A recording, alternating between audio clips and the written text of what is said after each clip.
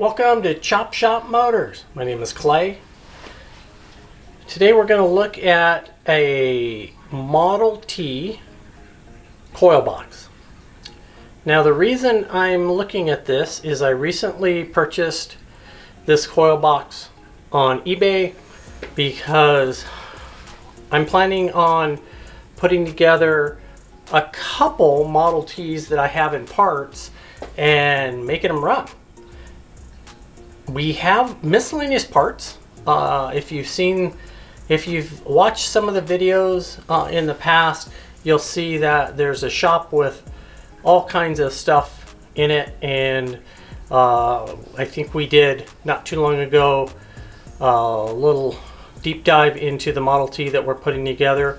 So I purchased this coil box because it was at least all there, and I'm not sure what all I have as far as complete parts to use on this Model T. So Model Ts are really simple. There's not a lot to them, and it doesn't take much to make them run, but the ignition system using these 4 separate coils is a critical component. So I bought this coil box. It is probably somewhere in the vicinity of maybe 1917 to 1925. It sits on the firewall below the dash. There is a key in the dash to start it. So there might be some earlier Ts that use a key in the dash, but I'm not sure. So don't quote me on the year, but I know this is the one I need for the car I'm putting together, which is in 1924.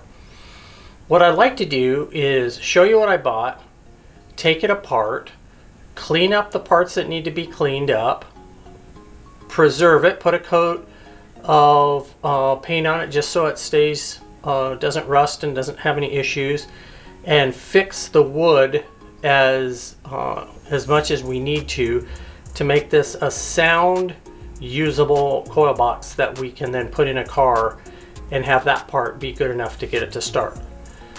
That's kind of the project. So I'm going to show you what got shipped to me via eBay. This is the package pretty much as I got it. It did have some paper wrapped around it, and this is the coil box.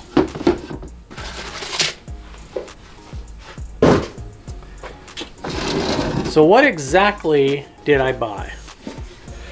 I bought a early 20s to 1925 is the last year for this style coil box. Could have been a little, probably 17, 18, 19 used this style. It is a little scaly, a little pitted. Looks like the coil box lid came off of a different coil box. That's fine. If you look at the back, well, on the side, the lid has the clips to hold it on, so that is essential, and it has the insulators on the back that run through the firewall. So the reason the clips are so important is because when I pop this open, the coils sit inside the coil box. And they just sit on that bottom contact down there. The coil box lid actually holds the coils into place. So without the coil box lid, the coils just bounce up and stop making contact. So you have to have both pieces, and the lid has to be there and put on to make it work like you would want it to. So the inside of the coil box looks decent. There's probably enough wood there for me to be able to save it. And their metal contacts are there for us to clean up and get the tarnish off of. All right, next step, let's tear it apart.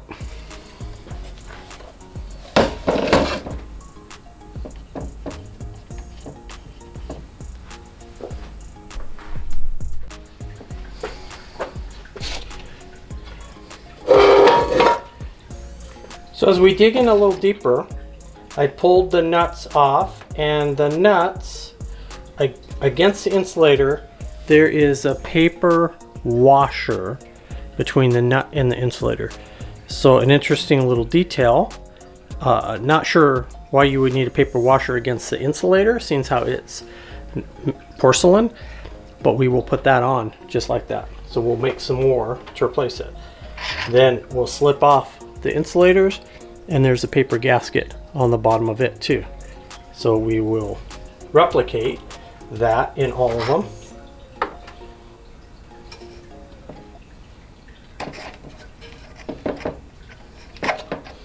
We'll pull out the bolts that have the contact on it and get those cleaned out.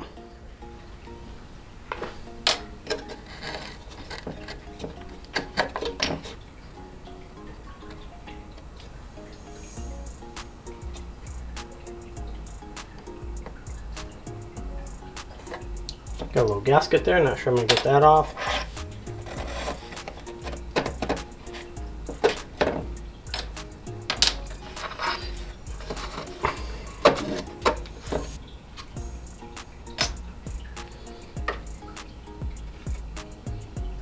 Some of the gaskets fall right off, other ones don't.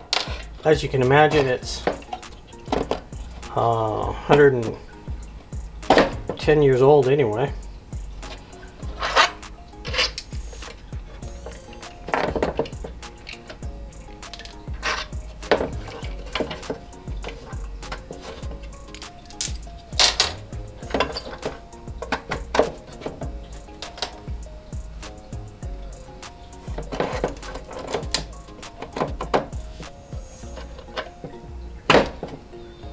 Some of the little gaskets fall right off, but not all of them. Okay, so we got down to this. We got the gaskets and the posts off. This one I'll have to cut off because that post, which I believe is the ground that runs into the box, is not budget. So I will cut that one off and save the porcelain. I have to replace the stud, and then we'll dive into taking the rest of this apart.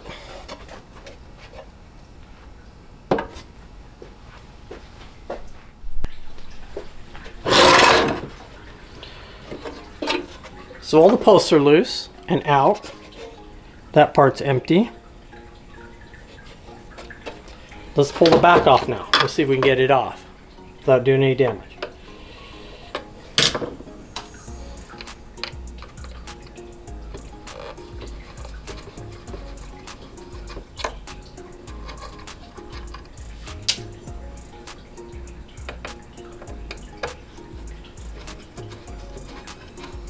Pull these little small wood screws out.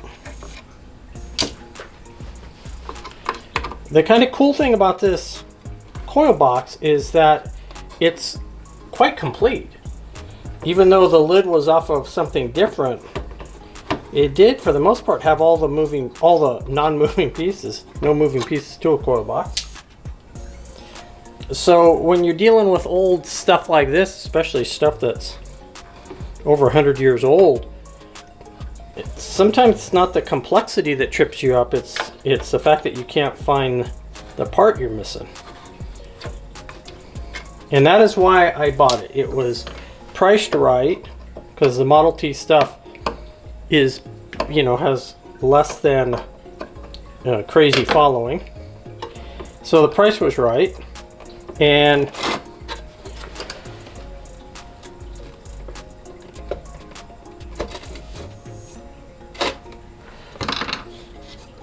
hold that thought.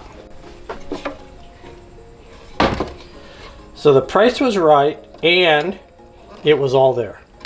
So that makes it kind of a home run in my book.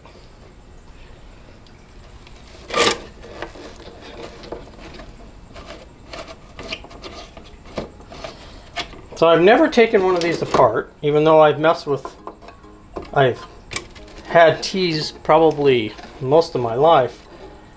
I haven't ever messed with a coil box, so I'm kind of taking it apart and learning as I go. So this piece seems to come loose. We have to take this little wire divider out, and that holds the two sides, the front and the back, at the right distance.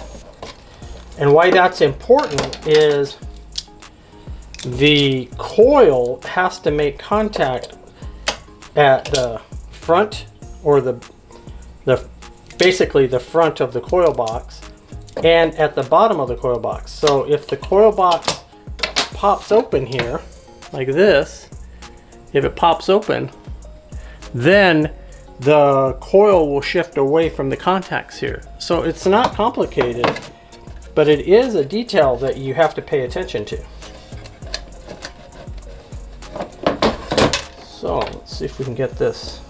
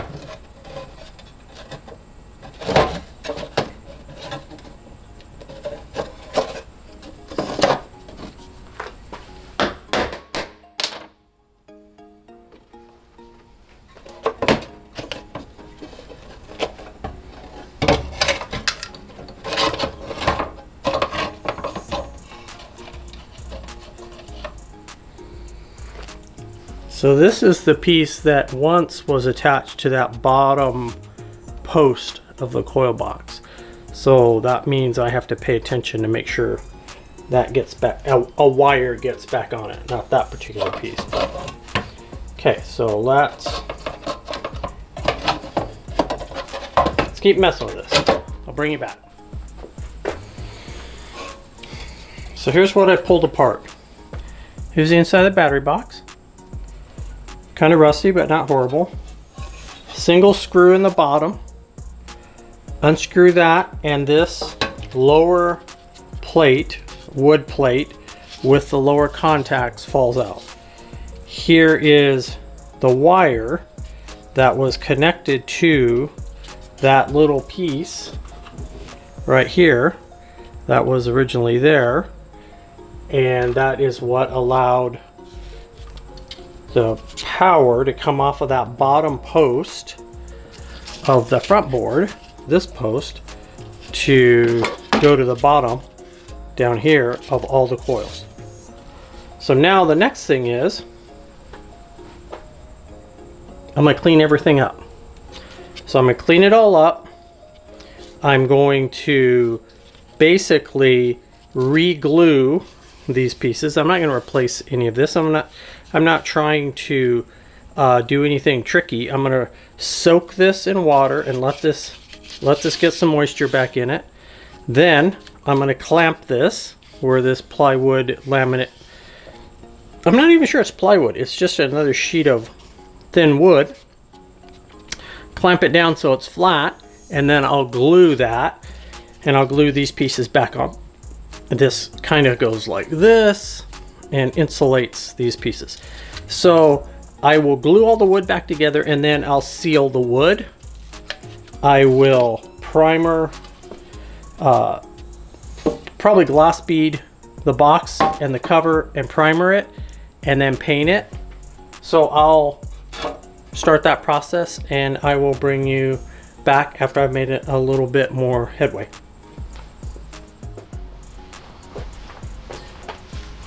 So what progress have we made here?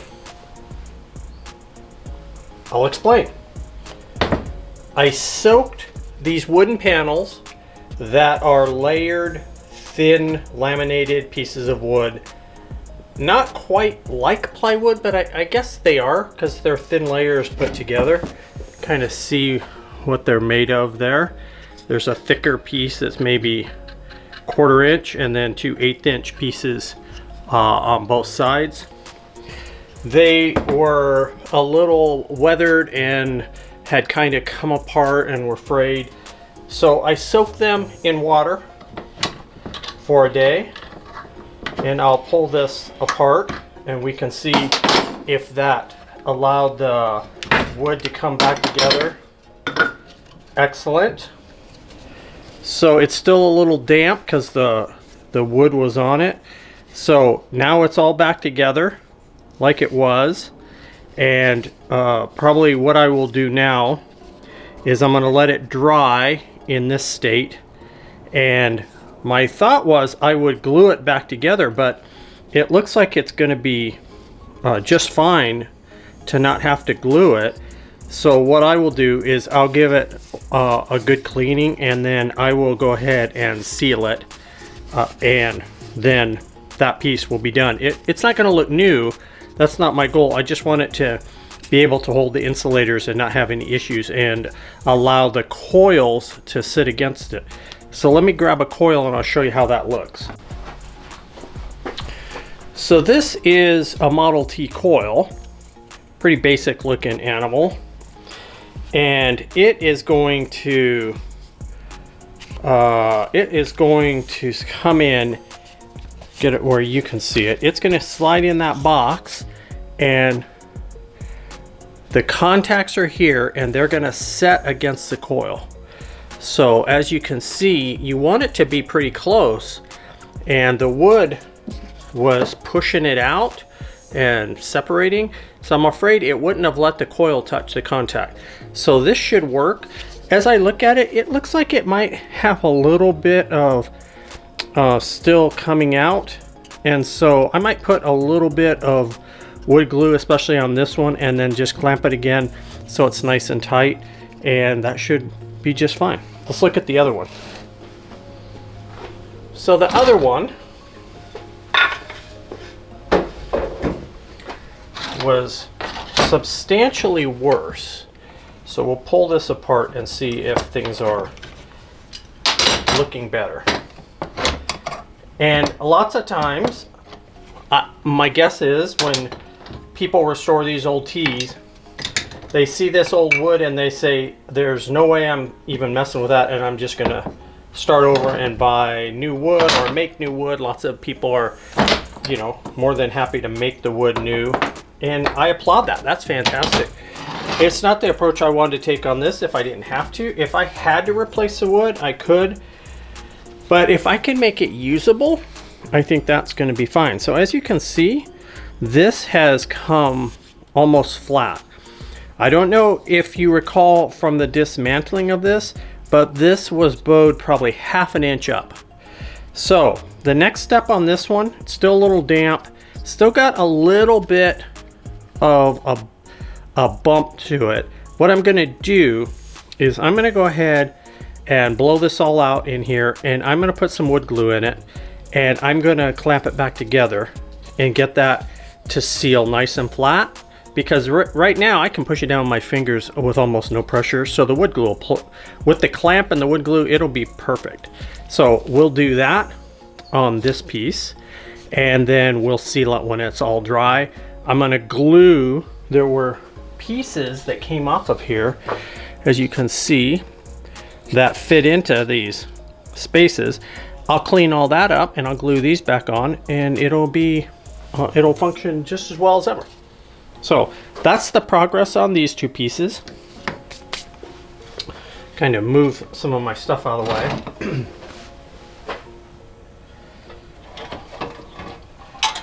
I did a sandblast and a primer and a paint on the coil box. The coil box is quite pitted.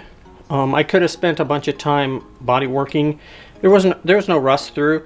That wasn't my goal. Was to make it.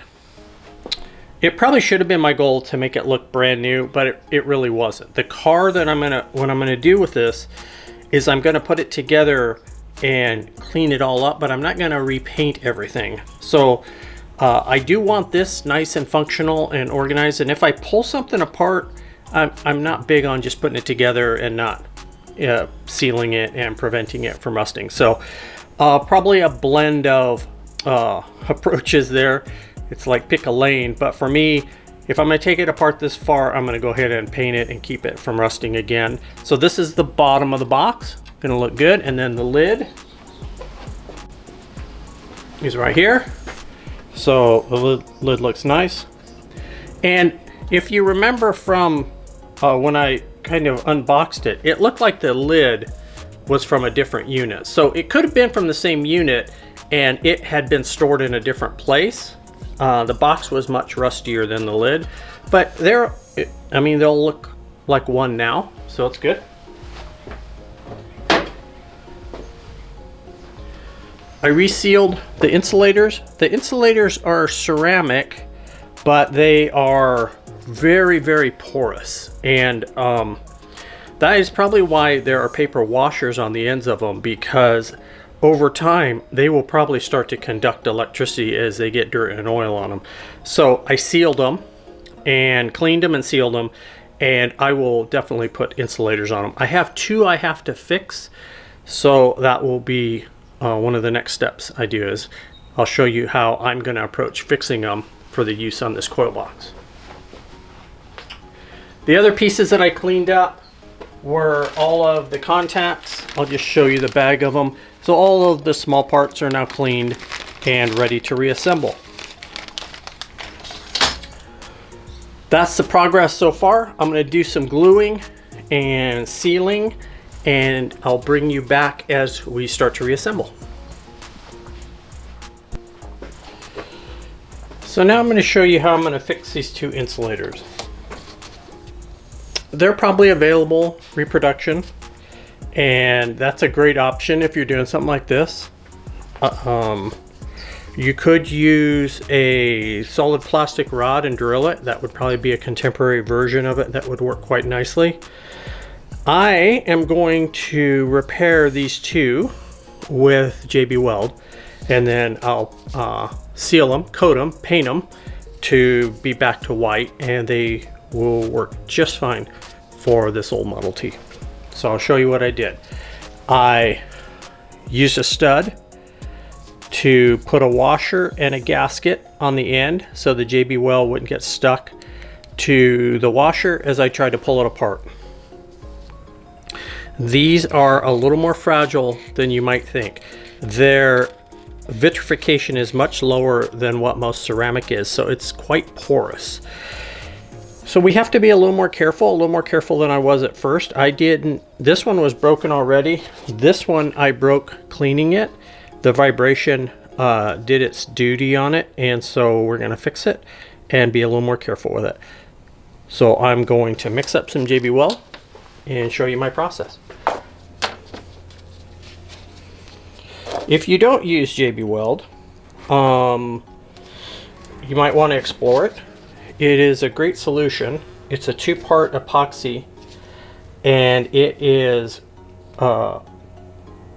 really good for a lot of both quick fixes and permanent fixes.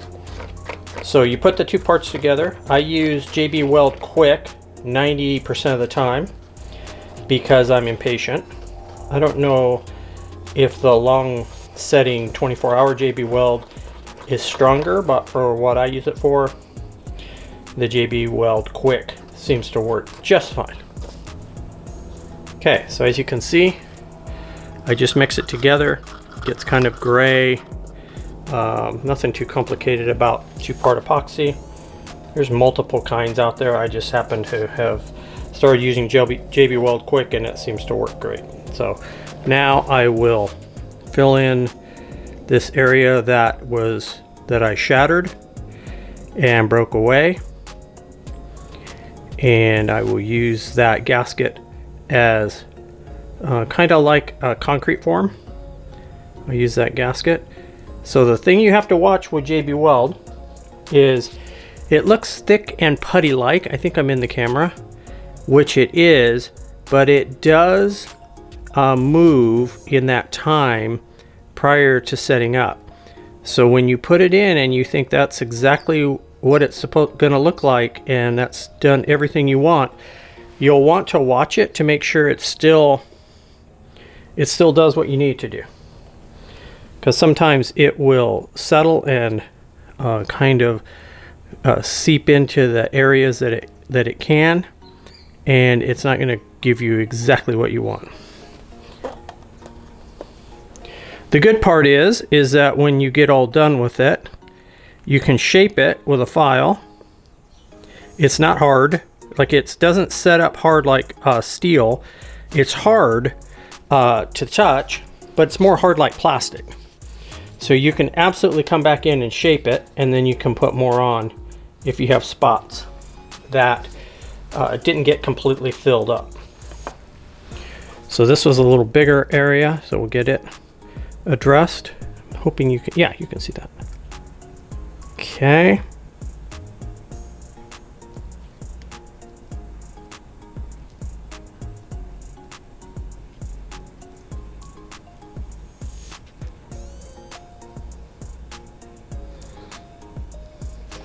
So that was a pretty big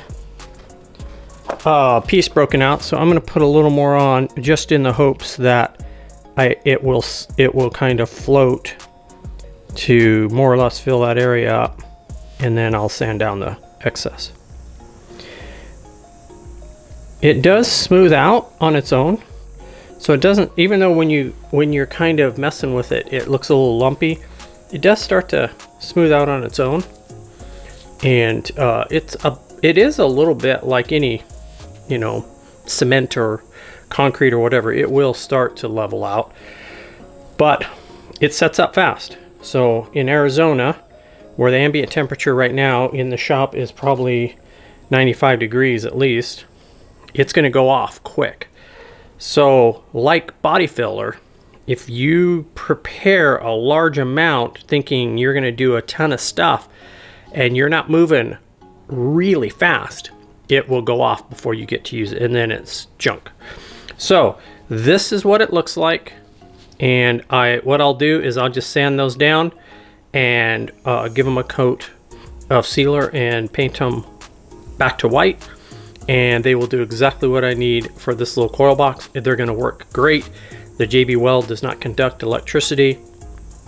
It is an insulator in and of itself, being it's a epoxy base, and that moves this project forward.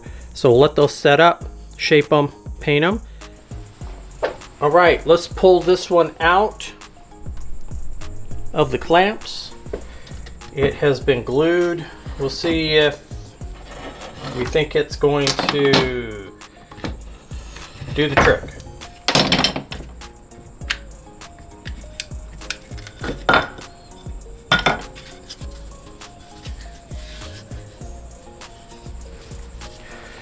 So here's what it is after it's pulled out of the clamp. It looks like it's gonna work. It's all nice and tight and flat. I think that's a home run. I think we can go ahead and proceed with sealing it up. Let's see what the other one looks like.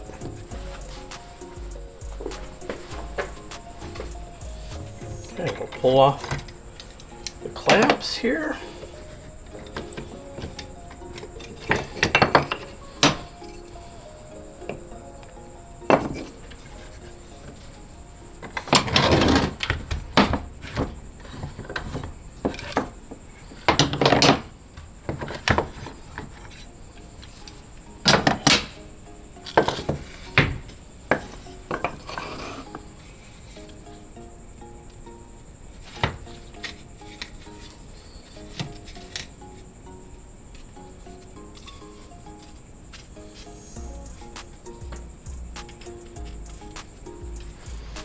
Okay, so here it is with the inserts glued back in, and all glued along where this was completely separated, and it had swollen up and was not flat anymore.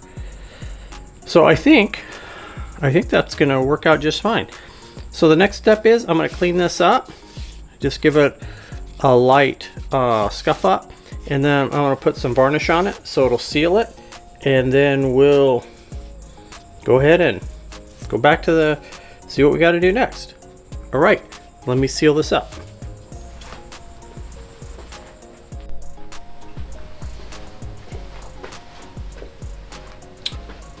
We're back again to check on the progress. So we have the board that we fixed. varnished up, sealed up. These aren't fine pieces of furniture. These are just coil box pieces. So we just want them to last another 100 years. Who knows? Might make it. So there's the back panel for the coil box. Here's the contact, one of the contacts for the bottom of the coil box. So this will go into the bottom of the box. We've got the lid all done. We've got the coil box itself finished.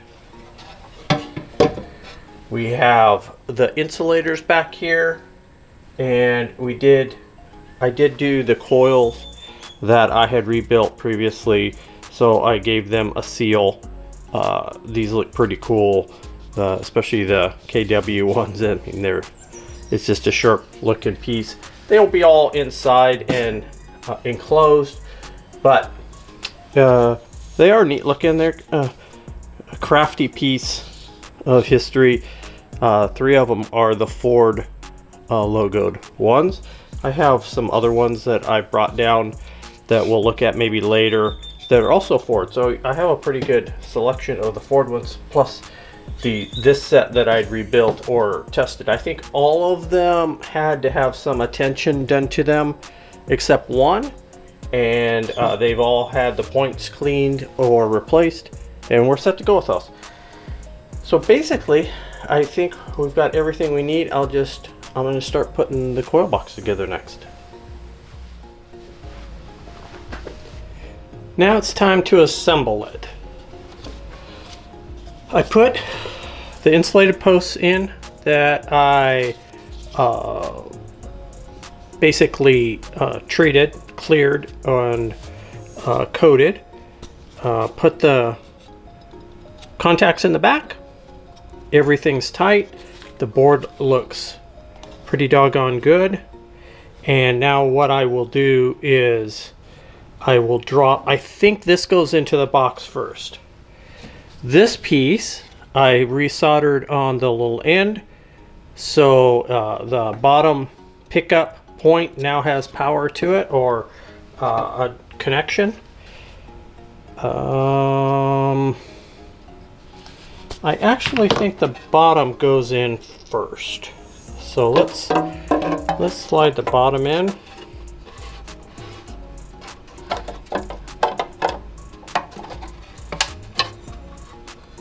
I think.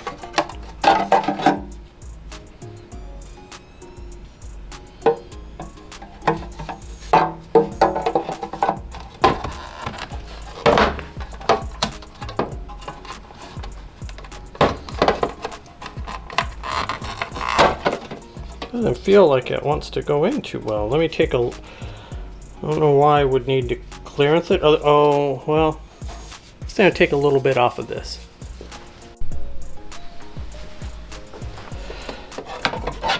Okay, I just sanded a little bit off the edge.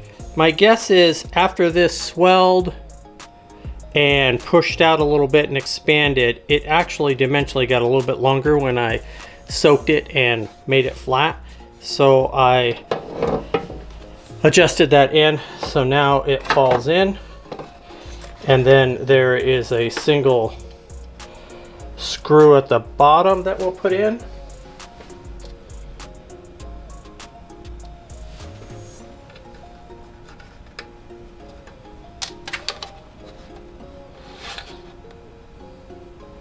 I'm actually going to see how this fits, just in case I have to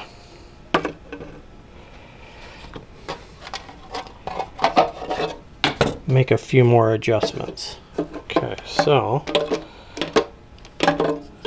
my guess is that problem that we had could be on this too.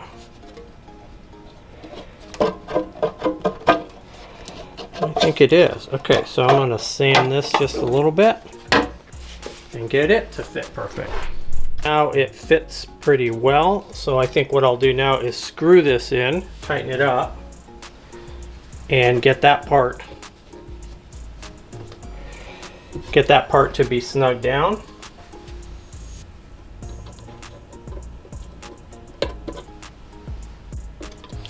You would think after it had been together once that there would be no problem putting it together a second time, but it is not always the case. We've got 100-year-old parts and 100-year-old hardware that had all been together before, and still it does feel like sometimes it fights you a little bit. Okay, so there it is on the inside. Looks pretty cool on the outside. And so the next thing is we want to drop the bottom in. Every time we get a little closer on getting pieces together, it's probably going to get a little trickier to get everything to cooperate.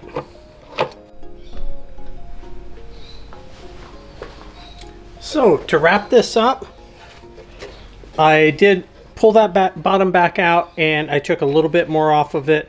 It's a little warped, but I think it, considering kind of the main function is it has to have these contacts, I think it's going to be just fine. And the inside's all in there. The repaired insulators are in place. Everything's screwed together. I got one here that needs to be tightened up. Do that real quick.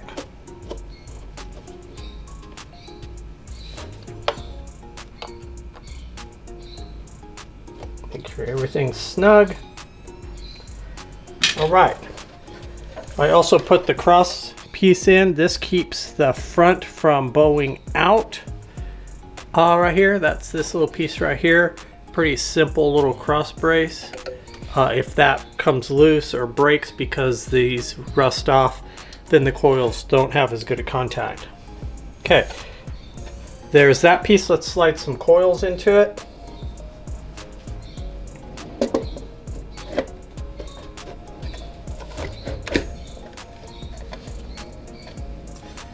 It's not like we're building this from brand new, so everything should slide in, although as we redid the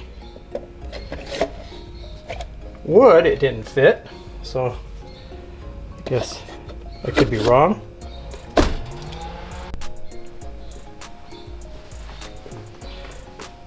With the coils in place, the last piece to do is to put the lid on.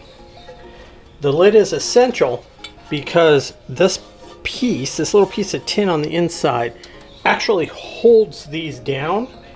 The cutouts go around the points and it keeps the lower contact in place. So now we'll put this in place, which is probably going to be a tight fit. So we'll tuck it over the wood in the back. Pull it down in the front. Looks like it's going to work. Got one clip on and the other clip on. So now we have a complete coil box with contacts at the back, made out of a $10 eBay purchase. Now the coils were not part of it, so that's additional. On the back, I had to make some of the little gaskets. I just used an old style leather punch to punch the hole in the 4-ply light cardboard and then cut them out to make the gaskets. So pretty basic, primitive stuff there. That's it for the coil box. I hope you enjoyed it. It was fun bringing back that old piece. We'll use it on that car in the future.